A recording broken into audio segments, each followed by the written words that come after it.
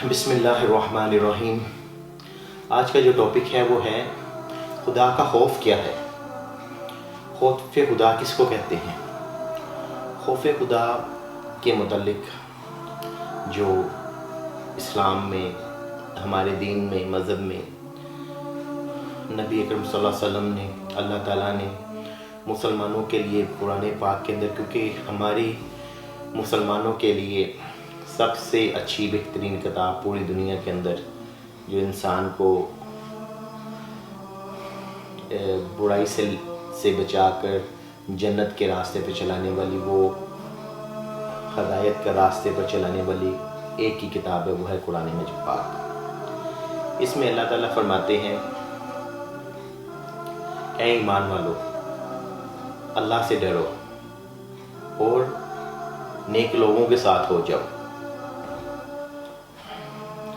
تو اللہ سے ڈرنے کا مقصد کیا ہے کہ جب انسان پیدا ہوتا ہے، وہ اگر اپنی پیدائش پہ غور کر لے کہ کس طرح جب انسان پیدا ہوتا ہے، اس کو اپنے ارد گرد کا بھی نہیں کچھ پتہ ہوتا، وہ اٹھ کے بیٹھ بھی نہیں سکتا۔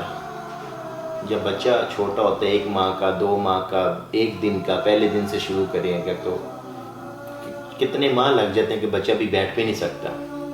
پھر اس کے والدین اس کے پیمپر چینج کرتے ہیں، اس کو نہلاتے ہیں، اس کو صاف ستھرا کرتے ہیں، کھلاتے پلاتے ہیں۔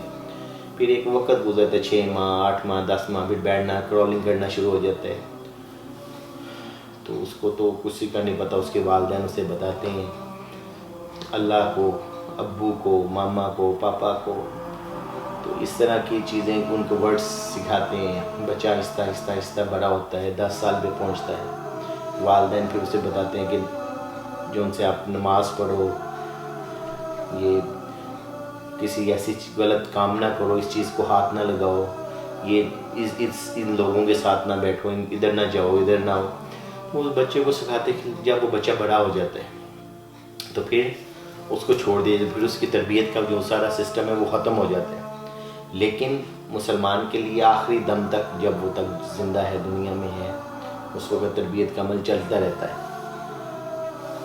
تو جب وہ بڑا ہو جاتا ہے تو پھر اسے بتایا جاتا ہے کہ آپ نے کسی کی چیز نہیں اٹھانی، کسی کی چوری نہیں کرنی، کسی کو نقصان نہیں پہنچانا۔ کیوں؟ اللہ دیکھ رہے ہیں۔ تو اللہ تعالیٰ نے قرآن پاک میں فرمایا کہ اے نبی صلی اللہ علیہ وسلم، انہیں کہہ دیجئے جب آپ سے یہ پوچھیں کہ اللہ تعالیٰ کدھر ہیں، تو انہیں کہہ دیجئے کہ اللہ تعالیٰ شاہ راگ سے بھی زیادہ قریب ہے۔ تو اس کا کیا مطلب ہے کہ اللہ تعالیٰ ہمارے بہت زیادہ قریب ہے۔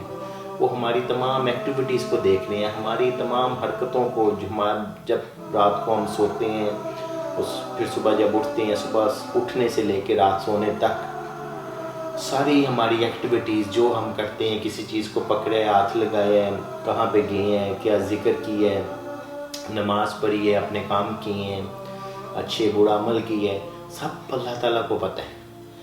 تو اسی لیے کہا گیا ہے کہ اللہ تعالیٰ سے ڈرو اور ایسا ڈرو جیسے ڈرنے کا حق ہے۔ آج مسلمانوں کی کیا وجہ ہے کہ ہر انسان پریشان ہے۔ کوئی چیز کسی کو بیچنی ہے، اس کے اندر جھوٹ، کوئی کسی کے ساتھ لین دین کرنا ہے، اس میں جھوٹ۔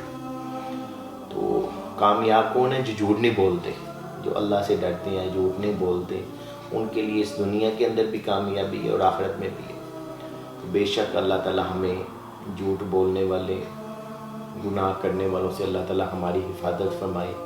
ہمیں اللہ تعالیٰ ایسے نیک صالح لوگ دے جو کہ اللہ سے ڈرنے والے ہوں، سیدھے راستے پہ چلنے والے ہوں، وہ راستہ جو سیدھا جنت کی طرف جاتا ہے۔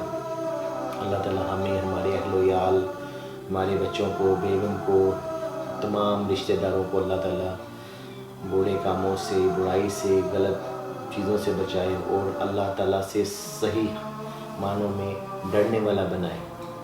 جزاک اللہ خیر۔ السلام علیکم ورحمۃ اللہ وبرکاتہ۔